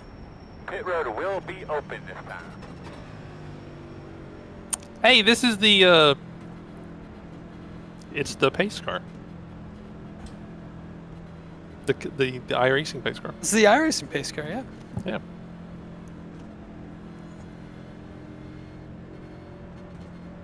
It's a good looking pace car. I mean, I do have a soft spot for the pace truck. Don't get me wrong. Any questions? None that I'm gonna answer right now. Oh, yeah? I can't wait to watch the stream back and see what these questions are. Oh, it's nothing. It just some stuff's like business decision stuff that we're not going to talk about on this. Oh. Good old Barney, he's going at it. He is. Barney's the man. I was a flagman at Concord Speedway for a little while. I was never that excited. 11. And that's why you're no longer the flag man at Concord Speedway. That's what I'm. I think I'm not there because it closed. Oh well, there's that too. Oh. Wow, wasn't Support your expecting that. local short tracks, guys. Go to the race. I mean, you really should anyway, to be honest. It's great. You go there, you pay $10, you get a funnel cake, and you get 5 races. It's awesome. Okay, I'm gonna have to ask, what is a What's a funnel cake? You're gonna be Oh my God. gosh. Hey, come Oh my on! God. You guys know that I don't know this stuff? Oh my god. I don't know that we can accurately describe what a funnel cake is. I think it's one of those things you really just have to experience. I could be wrong. And if I'm wrong, I guarantee chat's going to let us know if I'm wrong. But I'm pretty sure it's pancake batter in a deep fryer, ain't it? What? Okay, Powdered so sugar how on is it. how is Powdered that? sugar? How With is that? powdered sugar? How is this not just a waffle? No, Because not a it's- waffle. It's well, not a that's a waffle. video It's more, picture. it's more fluffy. Okay. Imagine pouring. Alright, well. This is going to sound awful, but imagine just pouring the batter straight into a deep fryer. You don't You're make right. the- That sounds Chad- dreadful. Chad, if anybody, It's the greatest thing you can have. can anybody, if anybody has any more details, please put it in chat. But yes, it's absolutely amazing. Okay. Any fair in the U.S. I think has it. Listen, I went to Bowman Gray for my 26th birthday. It's $10 to get in. I bought a funnel cake, and I got an absolute bucket of Coca-Cola. And it was the best night of my life. Ricky, I mentioned powdered sugar. Okay. Is this Bowman one of those Gray. things that you can try and make at home, or is this like you're gonna have to? You have Alright, to funnel get a cake is genuine basically fried batter with powdered sugar and maybe strawberries and strawberry syrup. You know what this strawberry yeah. syrup is? That's a good touch. I'm allergic to strawberries, so I can't have that, but I do know what he's talking about. You're allergic to strawberries. I'm allergic to go. bananas. 1 We can, I can't have strawberries. You'll be lining up on Chocolate the triggers my inside. migraines. I'm lactose intolerant. I basically eat bread, and that's it. I'm trying to eat less bread. Bread's Getting good. old. I'm pretty sure I could eat the wrong kind of lettuce and get sick. Don't want Oh, a banana? man. No. Once again, guys, this is the content you can only get on iRacing Setup streams. Once again, thanks for joining us today. We got Christian and Matt, two of our vehicle production associates here at iRacing that has set up the NASCAR Next Gen car for New Phoenix. And with 15 to go, Christian is in the lead of the Hang on, we gotta- Next Gen Open race. We got a focus here. Oh, we gotta focus. You gotta focus. This I don't matters. gotta focus. This man. Oh man, I he's gotta harass. he's invested in winning now. I'm not gonna go that early. You know that. I'm still thinking about funnel cake. Damn it. Flag. 1 minute 3. Trying to be legit here and run the restart box. I should have known better. Then what? I came off the throttle and you nailed it. That always happens to me on restarts. I was trying to burp the throttle to get him to go, and he didn't do it. What did we learn? Christian's better at this than I am. I'm Okay, a I can take notoriously bad restarter unless I'm the leader, 27.7. which didn't happen that often, unfortunately. You're only really bad at standing starts. No, I'm really bad at restarts. Honestly, ask any of the Coke guys that used to race with me. They probably dreaded restarting behind me. That guy just pulled Where's a the massive slider on you. I let him go. Why would you let him go? He might catch me. Because We might he's lose. flying, and that's what I'm trying to do. I want you to go slower. Well, I don't want to go slow because I would let it win. 26. I don't care about your race. Wow, okay. It's getting spicy in the iRacing setup stream. This is like that thing where it's teammates until it comes down to winning. Yeah, that's the way it is. 12 to go. I tell people when the green flag drops, I'm a team of one car. If you're looking to join Matt Holden's teams, yeah, iRacing forums. Doors are closed.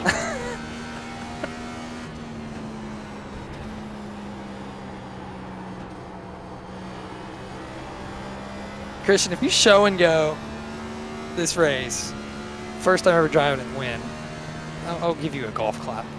A golf clap?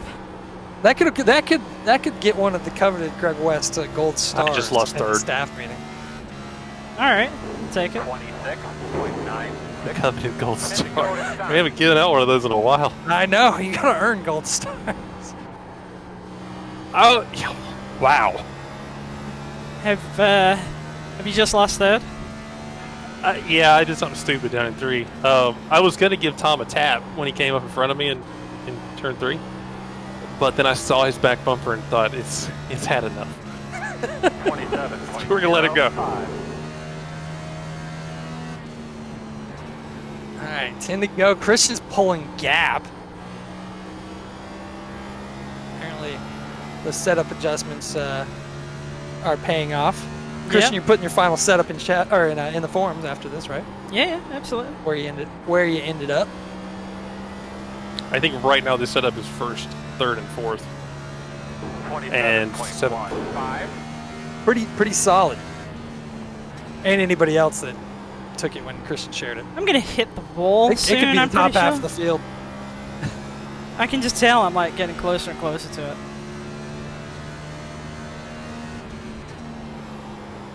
I do think we started off a bit snug, but I'm quite happy where I'm at now.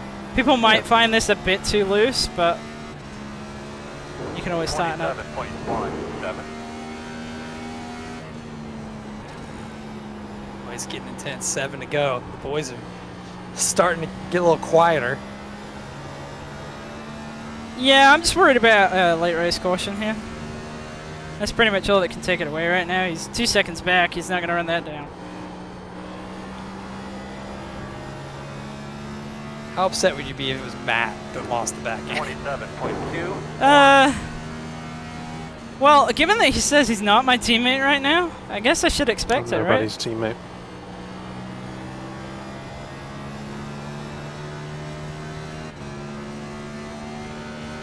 This is going to be our longest stream so far. Chris Widener, 37. How do I get on the awesome alpha testing team? Email Chris Widener. Emails Chris. That is true. 5 to go. First time chat from viewer, Chris Widener, 37. I'm joking. Don't do that. Don't do that. Yeah, definitely don't do that. There is. Sorry, Chris. So what I've always told people is I'm about to lose fourth. Man, my nose is gone, dude. I'm gonna interrupt you here, actually, Mac, since we're coming down to the closing laps. 27.3. When you build a fixed set, what are your goals and priorities? Speed versus handling, etc. What are the compromises On the fixed setups, on fixed setups? on the fixed setup is really forgiveness. I don't care at all how fast the fixed setup is. There are certain things I try to do. I try to make sure the car does the same thing if you overdrive it. Like if you bomb it down into a corner, I make sure that all of them do the exact same thing. 27.44. So, like for example, Phoenix. You're like me and you can't make turn 3 to save your life. It just pushes every time. And when we get to open setups, that's different. We're going for speed and long run handling. I don't ever look at single lap pace at all, because this race is 120 laps, not one. But the open versus fix is a very different philosophy. Gonna be Oh, two to it's fifth. Man, get up on the wheel. My nose is gone. Man. So Two to go. I want to get a one to go so that we know that I'm not gonna have to do a restart. 3.5-second lead Okay, baby, that's the coming flag. to the white. Christian Chalner. It's looking good, buddy. It's looking good. Yeah, unless I catastrophically screw up. Catastrophically, Yep, gentlemen. there we go. We've coined a new phrase. Whilst leading. Whilst leading. Yep. While While While- leading. while leading. While leading. Alright. Cool, good deal. Yep, I will Look at post this that. afterwards. yeah, good job. W Thank you. for Mr. Chalner. That's our first setup stream we've won. It's a team effort. I'd like to think my contribution was fantastic. Yeah, Keeping you that's guys what I'm grounded. talking about. Absolutely. Guys, First, good third, job and in the sixth. pits. You're Great welcome. work Yeah. out there, buddy. No luck involved in that one, my friend. So we will post these afterwards. I do have these adjustments in, which I'll check. I'll put those actually in the setup as well when I share it. So just keep that Notes in mind page. that I have Go to loosened the it up notes a bit. page. Yeah. Notes yeah. page is your best friend. You'll find on iRacing setups now, I'm pretty sure across the board, the notes page is full up of good information if you're looking to make small tweaks and whatnot. We're using that page now. So Notes page is great. notes page is best Get friend. the fuel numbers, guys, so we can Here's see your where light we're up at on the there. front end. Christian burning it down. Your first burn down in New Phoenix. Indeed. On stream. This is a good one, too. He's 1 for 1 at New Phoenix. Yeah. So that And the means next gen. that means I should never Batting race. 1,000. Hey, actually, that's a good point. This goes to my alien challenge of winning at every car. Yep. It does. That'd be 2 races in the Alien Challenge. I've helped you win, eh? Yeah, that's true. Great stuff, my Canadian man. now? Hey? Hey. Hey, here on Tana Hey. too Well, I much. was gonna say all that Yeah. time around Tana. All right. Comment in chat from Beep Boop Brent. Nice win, CC. Thank you. So 0.156 on both offsets. I can remember what my cross weight was. Okay, so it's not applied. I will do it right now. All right, well, we are pushing 2 hours. So, for Matt Holden, Christian Chalner, I'm Greg West. That's our first W on the setup stream. NASCAR Next Gen cars at New Phoenix. We will see you again maybe next week. Probably should find something we want to drive and race. Who knows? I might even go drive poorly or something. So, thanks for joining us, guys. And, yeah, we'll see you next time. Yep. Have a good one.